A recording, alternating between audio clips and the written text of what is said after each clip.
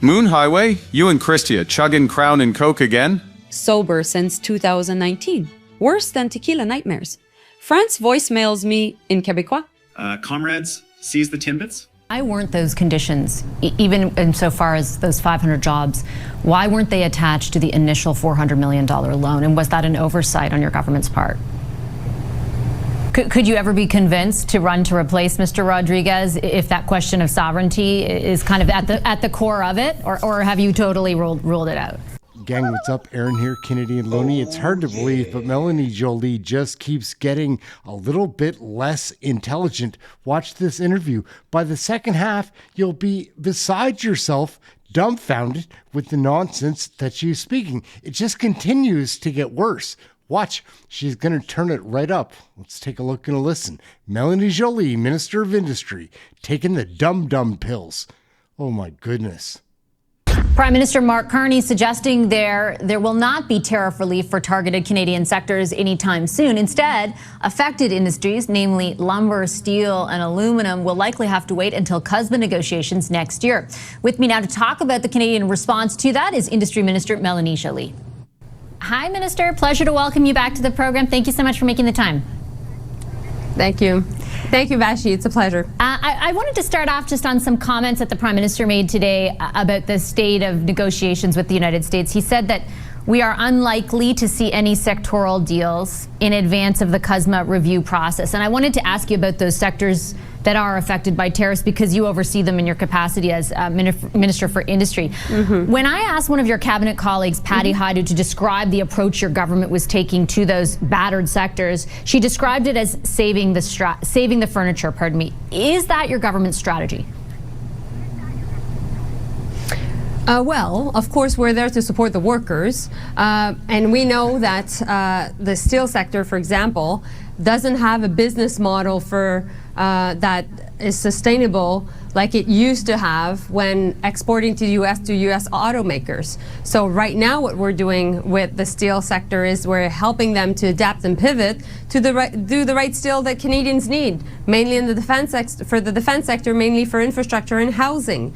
Imagine that. We didn't produce the right type of steel to make sure that we could build our own ships in Canada. Well, we have shipyards in Halifax and Vancouver and Quebec that uses an more enormous amount of steel, and we didn't have the right steel to actually build infrastructure in the country. So that's why I'm working with them, the steel sector, the auto sector, the aluminum sector, the lumber sector, and finally the copper one, to make sure that they can change their business model, take more risks, while helping the 200,000 workers that are affected by the tariffs.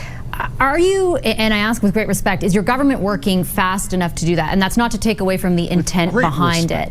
But I'll pick two examples. It took about 6 months of 50% tariffs on Canadian steel and months of those companies enduring a closed American market for your government to most recently announce more substantial restrictions on the imports of steel from elsewhere. And when I spoke to the mayor of Sault Ste. Marie following, for example, the news out of Algoma just a few weeks ago, he was anxious to know more about the defense industrial policy and the strategy that would unfold and what it would mean potentially for a company like Algoma. But he said his efforts to get more information from your government were at the time unfounded. Could your government or should your government be moving faster? Well, since you spoke to him, I went to Algoma Steel in Sault Ste. Marie 10 days ago. I sat down with the mayor, and he's very much attuned to what we're doing right now. And I've been in contact with Algoma's CFO, will be the new CEO very soon. I've been in contact with the union leaders, and we're bringing back 500 jobs at Algoma. Based on what? Based on the fact that they will have a new plate mill for the defense sector and a new beam mill for the infrastructure and housing sectors. And at the same time, the union has asked us to do more on reskilling of these workers, and we will do that working with the province of Ontario. All that to say, we are indeed in an emergency. We know we're over-dependent on the U.S., and we know it's a big exposure. So we're going extremely fast. I was actually a bit earlier in Montreal today. presenting what have we done in the past 2 months since I announced our plan that would be to protect jobs, create jobs, and attract talent and investment. And when it comes to protect jobs, we've been able to close the market to dumping, make sure that companies would have access to liquidity and support. And also we're building this much more important domestic market based on our Buy Canada policy that came into force 2 days ago. So we're going at the speed of light, I must say. Are you sure that those 500 jobs will be protected? There's 1,000 overall that were lost. When I spoke to the CEO, I asked him about, your government's position around, for example, those employees working in a different capacity, and he was unequivocal that he hoped that could be the case, but that he could not guarantee it. Well, I think Garcia, the CEO, is leaving, and there was a new leadership coming in. We've had conversation with the new leadership with the fact that they would be coming up with a new business plan for the 2 mills I was talking to you for the defense and housing sector. And we'll be receiving a proposal very soon. I'm expecting in January. But what I want to do also is to bring the union on board. I want the workers to be part of this process. The trust between the employees and the companies is pretty much at zero at this point. And it's a real issue. It's affecting the entire community. And we need to make sure that basically everybody is on board, because it's the entire Sault Ste. Marie community that is affected. So this is something I take very, very seriously. It's very dear to my heart. And I'm putting a lot of time and energy into this. And I certainly do take that point about the union and the company. When we spoke to the union, they also had lost trust in the government, but also had questions, in particular about the financial support, the loans that were provided. I understand that the loans were provided in order to provide a lifeline to Algoma, right? And that part of what enables Algoma to move forward is the retooling of that plant that involves these significant layoffs. Are there any conditions attached, though, to that loan beyond the 1,000 layoffs? Like, are there any guarantees in exchange for this public money, this taxpayer money, that more jobs will not be lost? Well, we're now looking at forward, and forward, any support from the government will be linked to actually making sure that there are 500 jobs that are being recreated. And I'm into dealing with what is next. And at the same time, my job is not to defend the company because I'm very much aware of the impacts on the workforce, but there is an entire tariff war that is a trade war that, and Sault Ste. Marie is victim of that trade war. And so that's why we will be working with the company to make sure that we can create these 500 jobs. And not only that, the defense sector in Canada really, really needs that steel. And so I really think that the tough days are behind us. We can look forward and we can build a very strong steel sector for Canada.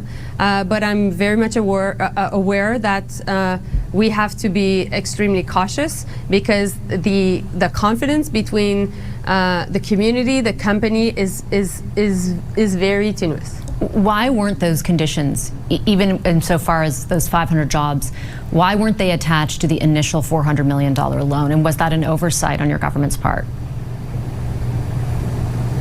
Well, I think that the negotiation at the time was done through the Minister of Finance, along also with the province, and the goal was to offer a lifeline to the company, because if it wasn't for that, the company would have basically gone into bankruptcy.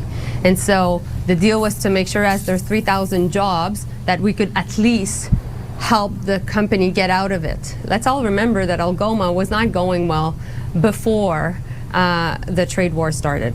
And so it was already vulnerable before, but at the same time, we can't let down the steel plant. Why? Because we need to make sure that we have at least one Canadian-owned steel plant, which is Algoma. And we need also to have steel in a country for two reasons. First, there's no industrialized country that really doesn't make steel. So it's fundamental for any form of very strong economy to be able to produce steel. And second, if one day Canada is in a conflict, we need to be able to produce steel.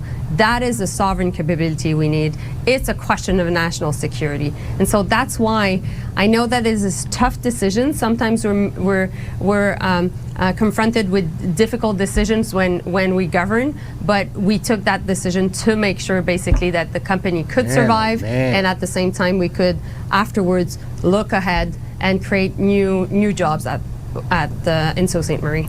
Just before I let you go, Minister, I know you're a federal Liberal, but you're coming to us from Quebec. Provincially, the Liberals have really been through it, you could say, over the last 24 hours. I was looking at public opinion polling that showed, a precipitous drop since the last month for the Liberals to the advantage of the PQ. And I think a lot of Canadians right now are wondering what that means for the future of Quebec's sovereignty. Are you, Minister, worried about a referendum?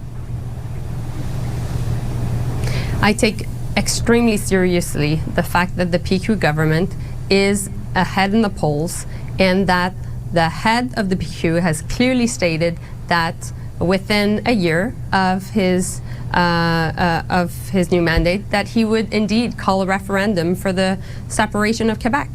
As a federal politician that has been on the front lines of this issue for years, this would not be not only to the benefit of Quebecers, but this would have an impact also on our entire economy.